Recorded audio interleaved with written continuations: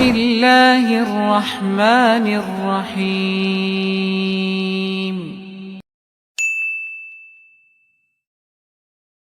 Bismillahirrahmanirrahim. Assalamualaikum warahmatullahi wabarakatuh. Waalaikumsalam warahmatullahi wabarakatuh. Alhamdulillahi rabbil alamin. Wa usalli wa usallim ala nabiyyina wa habibina Muhammadin wa ala alihi wa sahbihi ajma'in. Amma ba'du. Bapak-bapak, ibu-ibu, kaum muslimin dan muslimat, rahimani wa rahimakumullahu ta'ala.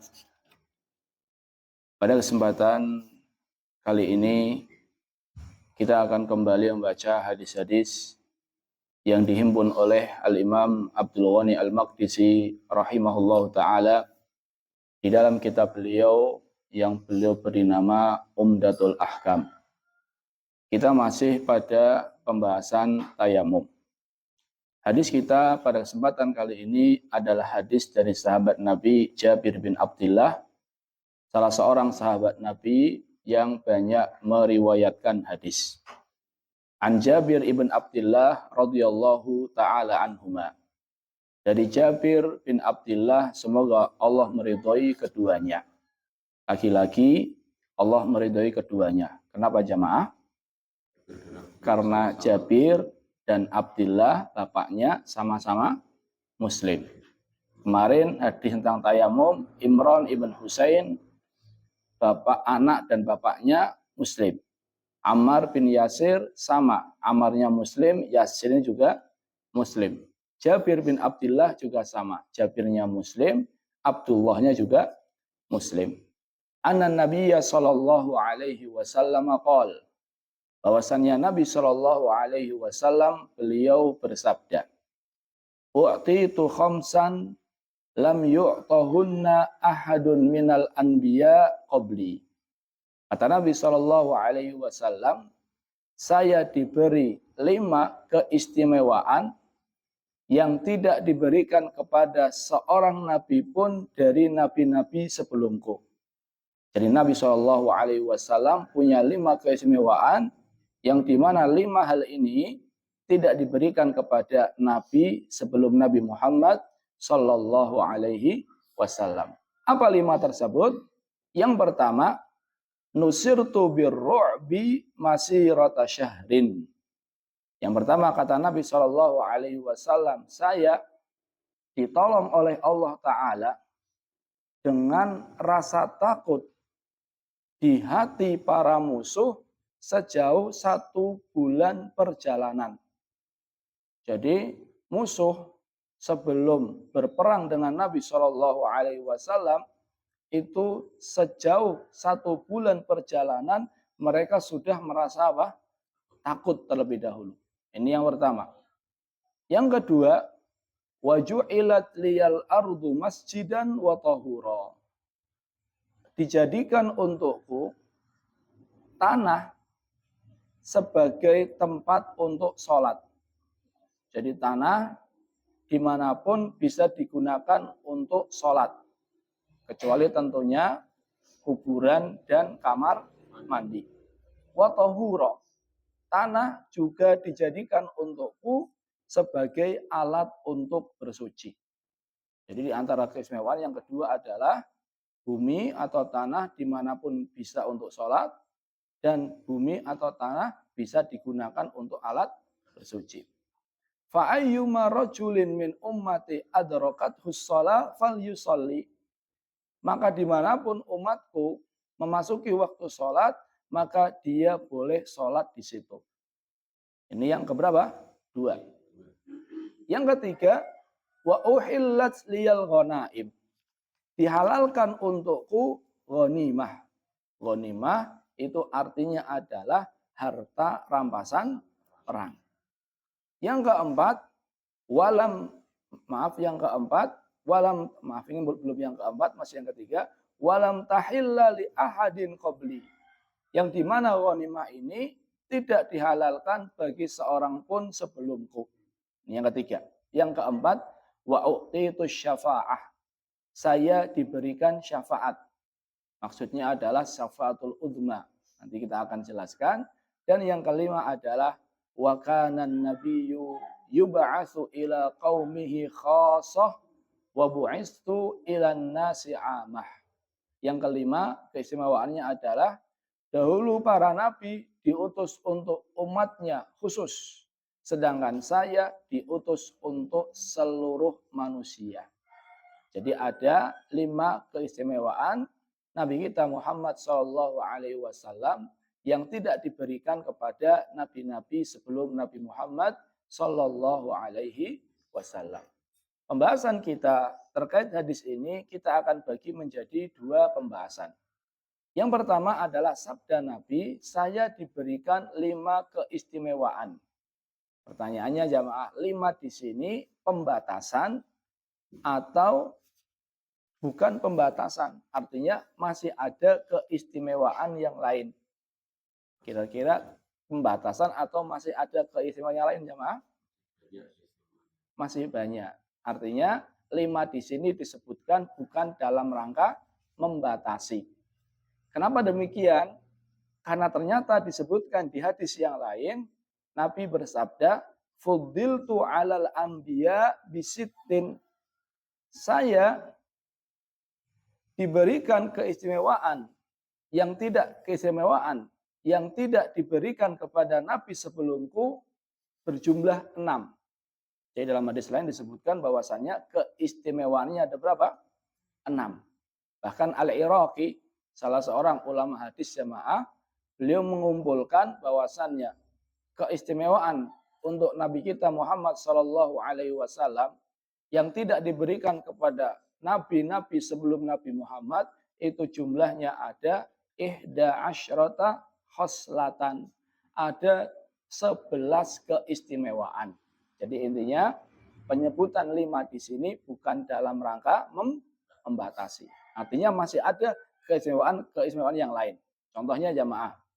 Nabi bersabda, "Sab'atun yudhilluhumullahu fi dhillih yauma la dhilla illa dhilluh." Ada 7 golongan yang akan Allah Ta'ala naungi kelak di hari kiamat. Kemudian disebutkan 1, 2, 3 sampai 7. Ingat jamaah, 7 di sini bukan pembatasan. Karena buktinya ada dalil-dalil yang lain yang menunjukkan bahwasannya yang kelak di hari kiamat akan dinaungi itu bukan hanya 7. Jadi jamaah, 5 di sini bukan dalam rangka pembatasan. Sekarang kita masuki 5 keistimewaan yang disebutkan dalam hadis ini. Yang pertama, kata Nabi SAW, saya ditolong oleh Allah Ta'ala dalam peperangan dengan rasa takut yang ada di hati-hati para musuh itu sejauh sebulan perjalanan. Ini luar biasa jamaah. Jadi dulu ketika Nabi SAW perang jamaah, itu musuh-musuhnya itu sudah takut dulu dengan Nabi SAW dan para sahabat sebulan sebelum melakukan apa? Perjalanan. Masya Allah. Ini merupakan keistimewaan yang sangat luar biasa. Yang dimana keistimewaan ini tidak diberikan kepada Nabi sebelum Nabi Muhammad SAW. Pertanyaannya jamaah, ini berlaku untuk pasukan perang Nabi dan para sahabatnya atau juga berlaku untuk zaman sekarang jamaah? Jadi berlaku juga untuk umat Nabi Muhammad zaman sekarang atau khusus untuk Nabi Muhammad dan para sahabat di zamannya? Jawabannya kata Ibnu Hajar rahimahullah ta'ala, beliau mengatakan ini juga berlaku untuk umat Nabi Muhammad SAW yang hidup setelahnya biqadri tamassukihim bidinihi. Sesuai dengan kadar berpegang teguhnya mereka dengan agama mereka. Artinya umat sekarang atau umat Nabi Muhammad yang hidup di zaman sekarang pun akan ditolong oleh Allah Ta'ala dengan rasa takut di hati musuh-musuhnya selama mereka berpegang teguh dengan agama Nabi Muhammad Sallallahu Alaihi Wasallam. Jadi intinya jamaah kata Ibnu Hajar berlaku, tapi syaratnya harus mengikuti ajaran Nabi Sallallahu Alaihi Wasallam. Ini yang pertama. Yang kedua, kata Nabi Sallallahu Alaihi Wasallam, dijadikan untukku bumi atau tanah sebagai tempat untuk sholat. Jadi umat Islam jamaah dimanapun mereka pengen sholat boleh. Jadi kecuali mana jamaah? Kuburan dan kamar mandi. Kalau seandainya, ataupun maaf, adapun umat-umat sebelum umat Islam jamaah, maka mereka kalau mau sholat, mereka harus pergi ke tempat ibadah. Jadi mereka nggak bisa kemudian contohnya mereka lagi safar, kemudian pengen sholat, tinggal gelar karpet atau apa, sholat di situ nggak bisa. Mereka harus mencari tempat apa? Ibadah. Ibnu Abbas radhiyallahu taala anhuma beliau mengatakan walam yakun nabiyyun minal anbiya'i yusalli hatta yablugha mihrabahu. Tidak ada seorang nabi pun dari nabi-nabi sebelum Nabi Muhammad SAW ketika mereka mau sholat kecuali harus pergi ke tempat sholat mereka. Adapun umat Nabi Muhammad sholat dimanapun dibolehkan. Wa tahuran, dan dijadikan alat untuk bersuci. Jadi ternyata tayamum ini jamaah khusus untuk umat Nabi Muhammad sallallahu alaihi wasallam. Jadi tayamum, syariat tayamum, seseorang boleh berwudu, boleh mandi besar ketika tidak ada air dengan cara tayamum dengan debu, ini khusus untuk umat Nabi Muhammad sallallahu alaihi wasallam. Kalau zaman dahulu mereka harus berwudu dengan air dan seterusnya. Ini yang kedua. Yang ketiga, kata Nabi sallallahu alaihi wasallam, wa uhillat liyal ghanaim atau wa uhillat liyal maghanim. Dihalalkan bagiku harta rampasan perang. Jadi kalau umat Islam jamaah ketika mereka perang kemudian menang dapat harta rampasan perang tidak kemudian dibagi-bagi. Apa yang dilakukan? Yang dilakukan adalah jamaah hartanya dikumpulkan, harta rampasan dikumpulkan, kemudian akan ada api dari langit yang akan membakar harta rampasan tersebut. Jadi setelah menang dikumpulkan hartanya, nanti setelah itu akan ada api dari langit membakar harta rampasan perang tersebut. Tapi kalau umat Nabi Muhammad SAW, harta rampasan tersebut dihalalkan. Kenapa? Kata Nabi Muhammad SAW, "Dzalika bi anna Allah tabaraka wa ta'ala ra'a dha'fana wa ajzana fatayyabaha lana." Hal itu karena Allah Azza wa Jalla melihat kita ini lemah. Allah melihat umat Nabi Muhammad ini lebih lemah daripada umat-umat sebelum Islam sehingga ghanimah itu dihalalkan. Di antara manfaatnya adalah agar memotivasi kaum muslimin untuk berperang meninggikan kalimat la ilaha illallah.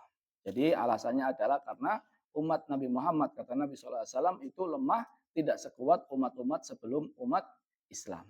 Ini yang ketiga. Yang keempat adalah kata Nabi SAW, wa utitu syafa'ah. Saya diberikan syafaat. Maksudnya syafaat di sini adalah syafaatul uzma. Kenapa syafaatul uzma? Jadi syafaatul uzma itu jamaah artinya adalah syafaat yang terbesar. Syafaatul uzma adalah syafaat terbesar. Kapan itu? Ketika manusia berada di padang mahsyar. Ketika mereka di padang mahsyar di waktu yang sangat lama. Manusia pergi ke Nabi Adam, pergi ke Nabi Nuh, pergi ke Nabi Ibrahim, pergi ke Nabi Musa, pergi ke Nabi Isa. Jawaban mereka, saya bukan orang yang layak untuk meminta syafaat ini. Jadi semua jawaban mereka adalah saya bukan orang yang layak untuk meminta syafaat ini. Jadi artinya syafaatul uzma yaitu minta kepada Allah agar dimulainya hisab karena manusia dalam kondisi yang sangat susah. Kita tahu bahwasannya mata didekatkan, kemudian manusia tidak punya tempat berdiri kecuali hanya cukup untuk berdiri, dan sempit sekali. Jadi manusia dalam kondisi yang sangat kesusahan, kemudian waktunya sangat lama, sehingga manusia pengen segera diberikan keputusan. Mereka datang ke Nabi Adam mengatakan saya bukan orangnya, seterusnya. Sampai Nabi Isa semuanya mengatakan saya bukan orangnya. Kemudian mereka datang ke Nabi Muhammad SAW dan Nabi Muhammad SAW mengatakan ana laha. Sayalah yang berhak untuk meminta syafaat ini.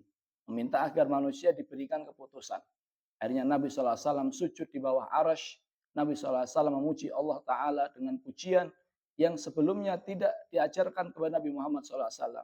Kemudian kemudian Allah Ta'ala berfirman, Ya Muhammad, irfa' ra'sak, washfa' tushaffa'. Nabi Muhammad, angkat kepalamu, berikanlah syafaat, maka engkau akan diizinkan untuk memberikan syafaat. Di antara yang beliau minta di saat itu jamaah, Nabi SAW mengatakan, ummati, ummati, ummati. Ya Allah, tolong selamatkan umatku, ya Allah. Tolong selamatkan umatku, ya Allah. Tolong selamatkan umatku. Ini menunjukkan jamaah bahwasannya Nabi SAW itu sangat sayang dengan siapa? Umatnya. Maka kita selaku umatnya berusaha untuk mengikuti jejak beliau Sallallahu Alaihi Wasallam. Nabi SAW pernah melihat Aisyah radhiyallahu taala anha jamaah, dan Aisyah kemudian minta sama Nabi untuk didoakan. Apa doa Nabi Muhammad? Allahumma gfir li Aisyah ma taqaddama min dambiha wa ma ta'akhkhara, ma a'lanat wa ma asarrat. Nabi berdoa, ya Allah, ampunilah Aisyah, dosanya telah lalu maupun yang akan datang. Dosa yang dilakukan di saat sendirian maupun di hadapan banyak orang. Aisyah mendengar doa tersebut, Aisyah tertawa. Tertawa dalam artian tertawa karena senang sekali. Karena yang mendoakan siapa? Rasulullah SAW. Apa kata Rasulullah? Ayasuruki doai. Wahai Aisyah, apakah engkau senang dengan doaku? Kata Aisyah, siapa yang gak senang didoakan sama engkau, wahai Nabi Muhammad SAW? Kata Nabi Muhammad SAW, itulah doa yang saya panjatkan untuk umatku di setiap sholatku. Masya Allah. Jadi Nabi Muhammad SAW jamaah dalam setiap sholatnya, baik sholat wajib maupun sholat sunnah, senantiasa mendoakan siapa? Umatnya. Agar umatnya dosanya diampuni, baik yang telah lalu atau yang akan datang, baik yang dilakukan sendirian maupun di hadapan banyak orang. Maka tugas kita jamaah adalah berusaha bagaimana menjadi umatnya yang sebenarnya. Bagaimana menjadi umatnya yang taat dengan apa yang beliau perintahkan dan meninggalkan apa yang beliau larang. Karena jadi umat Nabi Muhammad SAW ini adalah keistimewaan, kemuliaan, keutamaan yang sangat luar biasa. Ini yang keempat. Jadi syafaat di sini adalah syafaatul apa? Uzma, syafaat terbesar, yaitu ketika manusia berada di padang mahsyar. Adapun nabi yang lain dapat syafaat, namun bukan syafaatul uzma. Ini yang keempat. Adapun yang kelima, kata Nabi SAW adalah wa kana nabiyyu, dahulu nabi itu diutus hanya untuk umatnya. Sedangkan Nabi SAW diutus untuk umatnya dan diutus untuk seluruh manusia. Jadi tidak ada alasan bagi manusia jamaah untuk mengatakan bahwasannya oh Nabi Muhammad ini hanya nabinya orang Arab. Tidak. Namun Nabi Muhammad SAW adalah nabi seluruh manusia. Wallahu ta'ala alam bisawab. Jadi ada 5 jamaah. Yang pertama adalah ditolong dengan rasa takut di hati para musuh sejauh 1 bulan perjalanan. Yang kedua, tanah atau bumi boleh dijadikan tempat sholat dan boleh dijadikan alat untuk bersuci. Yang ketiga adalah ghanimah, harta rampasan perang dihalalkan untuk umat Nabi Muhammad SAW. Yang keempat, Nabi Muhammad diberikan syafaat. Apa syafaat apa? Syafaatul uzma. Dan yang kelima adalah Nabi Muhammad diutus untuk seluruh manusia. Terima kasih atas perhatiannya. Mohon maaf atas segala kesalahan. Kita tutup dengan doa kafaratul majlis. Subhanakallahumma bihamdika asyhadu an la ilaha illa anta astaghfiruka wa atubu ilaih. Assalamualaikum warahmatullahi wabarakatuh.